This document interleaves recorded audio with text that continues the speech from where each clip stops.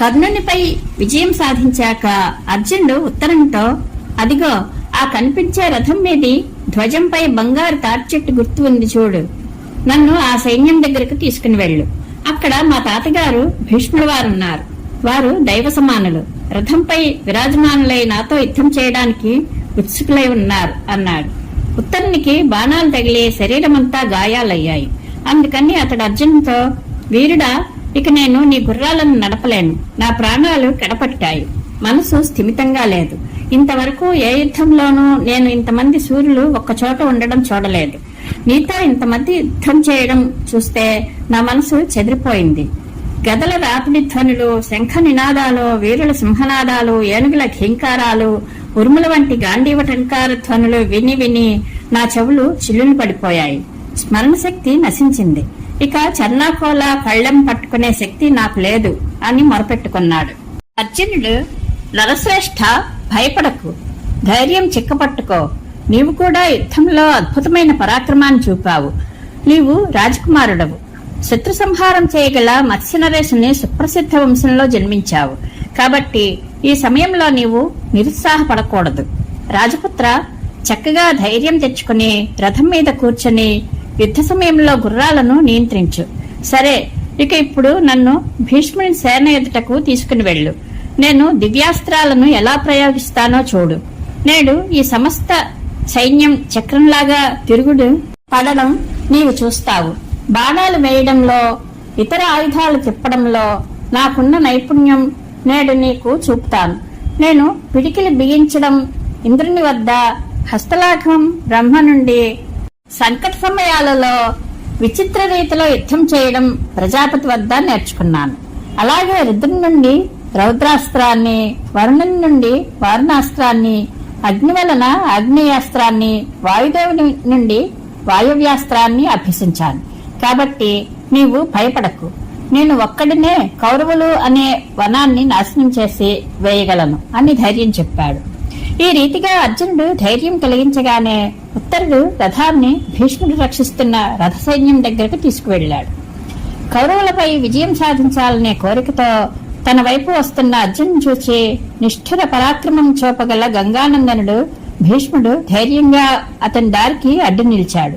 అర్జునుడు ఒక బాణంతో భీష్ముని ధ్వజాన్ని మొదలంటా నరికివేశాడు. అదే సమయంలో మహాబలులైన దుశ్శాసనుడు, వికర్ణుడు, దుస్సహుడు, వింసతి, ఈ నలుగురు వీరులు నాలుగు వైపుల నుండి ధనంజయుని చుట్టుముట్టారు. దుశ్శాసనుడు ఒక బాణంతో ఉత్తరుని గాయపరిచి ఇంకొక దానిని అర్జునుని వక్షస్థలంపై నాటాడు. అర్జునుడు కూడా వాడి బాణంతో దుశ్శాసనుని బంగారు వెంటిని ఖండించి 5 బాణాలతో అతని వక్షస్థలాన్ని గాయపరిచాడు. ఆ బాణాలతో అతడు విలవిలలాడి యుద్ధభూమిని విడిచి పారిపోయాడు. ఆ తర్వాత వికర్ణుడు పదునైన బాణాలతో అర్జున్ని గాయపరచసాగాడు. అప్పుడు అర్జునుడు అతని నుదుటి మీద ఒక బాణం గురిచూసి కొట్టాడు. గాయపడి అతడు రథం నుండి కింద పడిపోయాడు. తదనంతరం దుస్సహుడు, వివింసతి ఇద్దరు ఒకేసారి వచ్చి తమ సోదరుని పక్షాన ప్రతీకారం తీర్చుకోవడానికి అర్జునుడి మీద బాణవర్షం కురిపించసాగారు. అర్జునుడు ఏమాత్రం తొణకలేదు. అతడు 2 వాడి బాణాలతో ఆ ఇద్దరిని ఒకేసారి కొట్టాడు. వారి గుర్రాలను కూడా చంపేశాడు. ఆ ఇద్దరి గుర్రాలు చనిపోవడము, వారి శరీరాలు గాయాలతో రక్తసిక్తం కావడము గమనించిన సేవకులు వారిని వేరే రథం ఎక్కించి యుద్ధభూమి నుండి తీసుకుపోయారు. గురి తప్పని వీరుడు అర్జునుడు యుద్ధభూమిలో 4 వైపులా తిరగసాగాడు. జనమేజయ అర్జునుని యొక్క ఈ పరాక్రమాన్ని చూచి దుర్యోధనుడు, కర్ణుడు, దుశ్శాసనుడు, వివింసతి, ద్రోణాచార్యుడు, అశ్వత్థామ, కృపాచార్యుడు కోపంతోనూ ఆశ్చర్యంతోనూ అతనిని ఎలాగైనా సంహరించాలనే కోరికతో తమ దృఢమైన ధనుస్సులతో టంకారం చేస్తూ తిరిగి అతని మీద దండెత్తి వచ్చారు. అందరూ ఒక్కుమ్మడిగా అర్జునుడి మీద బాణవర్షం కురిపించసాగారు. వారి దివ్యాస్త్రాలు అన్ని వైపుల నుండి వచ్చి తగలడంతో అతని శరీరం మీద బాణం గుచ్చుకొని 2 అంగుళాల ఖాళీ కూడా మిగలలేదు. ఈ దశలో అర్జునుడు కొంచెం నవ్వి తన గాంధీవం మీద ఇంద్రాస్త్రం సంధించి బాణాల జడివాన కురిపించి సమస్త కౌరవులను కప్పివేశాడు. వర్షం కురిసే సమయంలో ఆకాశంలో మెరుపులు మెరుస్తూ అన్ని దిక్కులను భూమండలాన్ని ప్రకాశింపచేస్తున్నట్లుగా గాంధీవం నుండి వెలువడిన బాణాలు అన్ని దిక్కులను కప్పివేశాయి. యుద్ధభూమిలో ఉన్న గజ సైన్యం రథికులు అందరూ మూర్ఛపోయారు. అందరి ఉత్సాహం చల్లారిపోయింది. ఎవరూ స్పృహలో లేరు. సైన్యం అంతా చింద్రవందరయింది. యోధులందరూ ప్రాణాల మీద ఆశ వదులుకొని నలువైపులా పరిగెత్తసాగారు. ఇది చూచి భీష్మ పితామహుడు సువర్ణఘటితమైన వెంటితో మర్మఛేదకములైన బాణాలతో అర్జునుని మీద విరుచుకుపడ్డాడు. అతడు అర్జునుని ధ్వజం మీద బుసలు కొడుతున్న పాముల వంటి 8 బాణాలను వేశాడు. దాంతో ధ్వజం మీద ఉన్న వానరం తీవ్రంగా గాయపడింది. అగ్రభాగంలో ఉన్న భూతాలు కూడా దెబ్బతిన్నాయి. అర్జునుడు ఒక పెద్ద బల్లెం లాంటి బాణంతో భీష్ముని ఛత్రాన్ని విరిగికొట్టాడు. అది కింద పడిపోయింది. ఆ వెంటనే అతని ధ్వజాన్ని కూడా బాణాలతో కూల్చివేశాడు. అతివేగంగా అతని గుర్రాలను, పార్శ్వరక్షకులను, సారథిని కూడా గాయపరిచాడు. భీష్ముడు దీనిని సహించలేకపోయాడు. అతడు అర్జునునిపై దివ్యాస్త్రాలను ప్రయోగించసాగాడు. బదులుగా అర్జునుడు దివ్యాస్త్రాలను ప్రయోగించాడు. ఆ సమయంలో వారిద్దరి మధ్య బలి ఇంద్రుల మధ్య వలె ఒళ్ళు గగుర్పొచ్చే యుద్ధం జరిగింది. కౌరవులు భీష్ముడు అర్జునుడితో చేసే యుద్ధం అతి కష్టమైనది. అర్జునుడు బలవంతుడు, యువకుడు, రణకుశలుడు, చురుకుదనం కలవాడు. యుద్ధంలో భీష్మద్రోణులు తప్ప అతని వేగాన్ని ఎవరూ తట్టుకోగలుగుతారు అని ప్రశంసించసాగారు. భీష్మార్జునులిద్దరూ ఆ యుద్ధంలో ప్రాజాపత్య, ఇంద్ర, ఆగ్నేయ, రౌద్ర, వారుణ, కౌబేర, యామ్య, వాయవ్య మొదలైన దివ్యాస్త్రాలను ప్రయోగిస్తూ కలయి తిరిగారు. భీష్మార్జునులిద్దరికీ దివ్యాస్త్రాల ప్రయోగం తెలుసు. మొదట దివ్యాస్త్రాలతో వారి మధ్య యుద్ధం జరిగింది. తరువాత బాణయుద్ధం ప్రారంభం అయింది. అర్జునుడు భీష్ముని బంగారు ధనుస్సును విరిచేశాడు. భీష్ముడు వెంటనే ఇంకొక విల్లు అందుకుని దానికి నారి బిగించి క్రుద్ధుడై అర్జునుని మీద బాణవర్షం కురిపించసాగాడు. అతడు తన బాణాలతో అర్జున్ని ఎడమ ప్రక్కటెముకలలో గుచ్చుకునేలా కొట్టాడు. అతడు నవ్వి వాడి బాణంతో భీష్ముని ధనుస్సును ఖండించాడు. తరువాత 10 బాణాలతో అతని రొమ్ముపై గురి చూసి కొట్టాడు.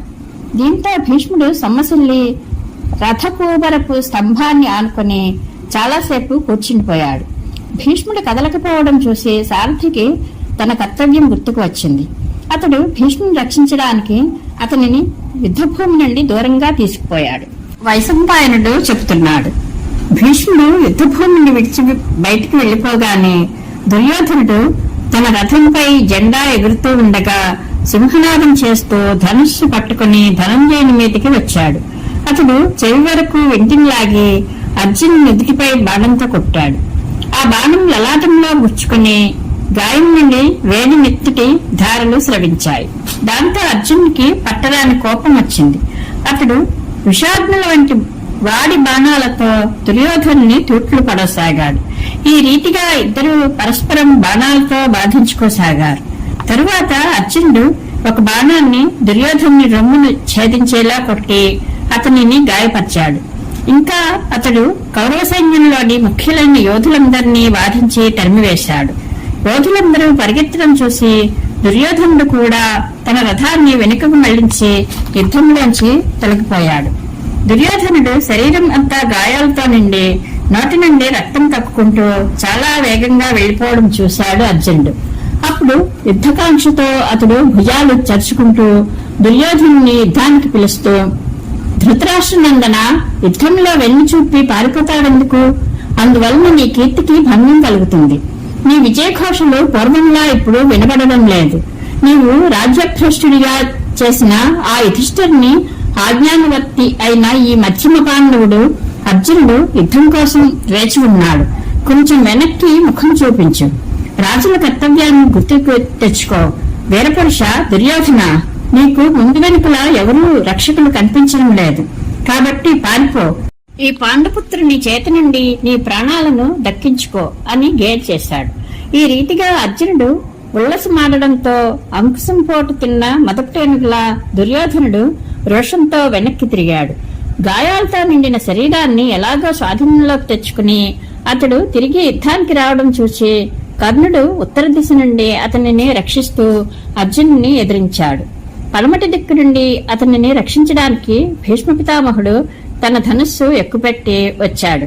ద్రోణాచార్యుడు, కృపాచార్యుడు, వింశతి, దుశ్శాసనుడు, తమ తమ గొప్ప విండ్లను తీసుకుని వేగంగా వచ్చారు. దివ్యాస్త్రధారులైన ఆ యోధులందరూ అర్జునుని 4 వైపుల నుండి చుట్టుముట్టారు. మేఘం కొండపైన అన్ని వైపుల నుండి వర్షించినట్లుగా వారు అతని మీద బాణవర్షం కురిపించారు. అర్జునుడు తన అస్త్రాలు ఉపయోగించి శత్రువుల అస్త్రాలను నివారించడమే కాకుండా కౌరవులందరినీ లక్ష్యంగా చేసుకుని నివారింపశక్యం కాని సమ్మోహనాస్త్రం వేశాడు. అనంతరం అతడు భీషణంగా నినదించే తన శంఖాన్ని 2 చేతులతో గట్టిగా పట్టుకుని బిగ్గరగా ఊదాడు. గంభీరనాదంతో దిగ్దిగాంతాలు భూమ్యాకాశాలు మారుమోగిపోయాయి. అర్జునుడు ఊదిన ఆ శంఖధ్వని విన్న కౌరవ వీరులందరికీ స్పృహ తప్పింది. వారి చేతుల నుండి విల్లంబులు జారిపోయాయి. వారంతా పరమశాంతంగా నిశ్చేతనులైపోయారు. వారు అచేతనంగా పడి ఉండడం చూసి అర్జునులకు ఉత్తర యొక్క మాటలు గుర్తుకు వచ్చాయి. అందుకని అతడు ఉత్తరంతో, రాజకుమారా, ఈ కౌరవ వీరులకు తెలివి రాకుండా ఉండేలోపున నీవు సేనా మధ్యంలోకి వెళ్లి ద్రోణాచార్య కృపాచార్యులు ధరించిన తెల్లని వస్త్రాలను, కర్ణుని పసుపు పచ్చని, అశ్వత్థామ దుర్యోధనుల నల్లని వస్త్రాలను తీసుకుని తిరిగిరా. భీష్ముల వారు స్పృహలో ఉంటారని నా ఉద్దేశం. ఎందుకంటే వారికి ఈ సమ్మోహనాస్త్రం నివారించడం తెలుసును. కాబట్టి అతని గుర్రాలు ఎడమవైపు ఉండేలా వెళ్ళు. తెలివిలో ఉన్నవారి పట్ల ఈ రీతిగానే జాగ్రత్తగా ఉండాలి అని చెప్పాడు. అర్జునుని మాటలు వినగానే విరాట కుమారుడు ఉత్తరుడు గుర్రాల పగ్గాలు వదిలి రథం నుండి దూకి వెళ్లి వారి వస్త్రాలను తీసుకుని వెంటనే తిరిగి వచ్చి రథం ఎక్కాడు. అనంతరం రథం తోలుకుంటూ అర్జునుని ఆ యుద్ధభూమి నుండి వెలుపలికి తీసుకువచ్చాడు. అర్జునుడు వెళ్లిపోవడం చూసిన భీష్ముడు అతనిపై బాణాలు వేయసాగాడు.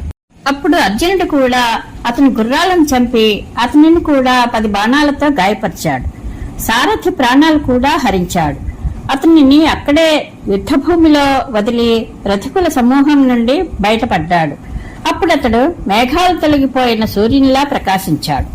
ఆ తరువాత కౌరవ వీరులందరూ మెల్లమెల్లగా స్పృహలోకి వచ్చారు. అర్జునుడు రణక్షేత్రానికి బయట ఒక్కడు ఉండడం చూసిన దుర్యోధనుడు గాభరా పడుతూ భీష్మునితో, పితామహ, ఇతడు మీ చేతుల నుండి ఎలా తప్పించుకున్నాడు? అతడు వెళ్లిపోకుండా చితక్కొట్టండి అన్నాడు. భీష్ముడు నవ్వి, కురురాజా, నీవు నీ ధనుర్బాణాలను జారవిడిచి అచేతనంగా పడి ఉన్నప్పుడు ఈ నీ బుద్ధి పరాక్రమం ఎక్కడికి పోయాయి? అర్జునుడు ఎప్పుడూ నిర్దయగా వ్యవహరించాడు. అతని మనసు పాపాచారానికి ఒడికట్టదు. త్రిలోక రాజ్యం కోసమైనా అతడు తన ధర్మాన్ని త్యజించడు. ఈ కారణంగానే అతడు ఈ యుద్ధంలో మనందరి ప్రాణాలు తీయలేదు. ఇక నీవు వెంటనే కురుదేశానికి బయలుదేరు. అర్జునుడు కూడా గోవులను జయించి వెనక్కి మళ్ళుతాడు. స్వార్థం కోసం మోహవసుడవై నాశనం కొని తేవద్దు. అందరికీ హితకరమైన పనే చెయ్యి అని మందలించాడు. పితామహుని మాటలు విన్నాక దుర్యోధనునకు ఈ యుద్ధం వలన ప్రయోజనాలు కలుగుతాయనే ఏ ఆశ లేకుండా పోయింది. అతడు లోపలే కోపంతో అసూయతో ఉడికిపోతూ నిట్టూర్పులు విడుస్తూ మౌనంగా ఉండిపోయాడు. ఇతర యోధులకు కూడా భీష్ముని ఈ మాటలు మేలైనవిగా తోచాయి. యుద్ధం చేస్తే అర్జునుడనే అగ్ని ఇంకా ఇంకా తమను దహిస్తాడని, కాబట్టి దుర్యోధను రక్షించుకుంటూ అందరూ వెనక్కి తిరిగి వెళ్లాలనే అభిప్రాయాన్నే ఇష్టపడ్డారు. కౌరవ వీరులు వెనక్కి మళ్లడం చూసిన అర్జునుడు తృప్తిపడ్డాడు. అతడు తన తాత భీష్మాచార్యులకు, గురువు ద్రోణాచార్యులకు శిరసు వంచి నమస్కరించాడు. అశ్వత్థామకు, కృపాచార్యునకు, పూజ్యులైన ఇతర కౌరవ వంశీయులకు బాణాలతో విచిత్ర రీతిలో నమస్కరించాడు. తిరిగి ఒక బాణంతో దుర్యోధనుని రత్నఖచితమైన కిరీటాన్ని పడగొట్టాడు. ఈ రీతిగా మాననీయులైన వీరులందరినీ సత్కరించి అతడు గాంధీవ ధనుష్టంకారంతో లోకాన్ని మారుమోగించాడు. అనంతరం వెంటనే దేవదత్త శంఖాన్ని పూరించాడు. అది విని శత్రువుల గుండెలు పగిలిపోయాయి. ఆ సమయంలో తన రథం యొక్క సువర్ణమాలాలంకృతమైన ధ్వజంతో సమస్త శత్రువులను తిరస్కరిస్తూ అర్జునుడు విజయోల్లాసంతో శోభించాడు. కౌరవులు వెళ్లిపోయాక ఆనందంతో అర్జునుడు ఉత్తరంతో, రాజకుమారా, ఇక గుర్రాలను వెనక్కి తిప్పు. మీ గోవులను మనం జయించాం. శత్రువులు పారిపోయారు. కాబట్టి ఇక ఆనందంగా మనం నగరానికి వెళ్దాం అన్నాడు. కౌరవులకు అర్జునుతో జరిగిన అద్భుతమైన యుద్ధాన్ని చూసి దేవతలు పరవశించిపోయారు. అర్జునుని పరాక్రమం గురించి ముచ్చటించుకుంటూ తమ తమ లోకాలకు వెళ్లిపోయారు.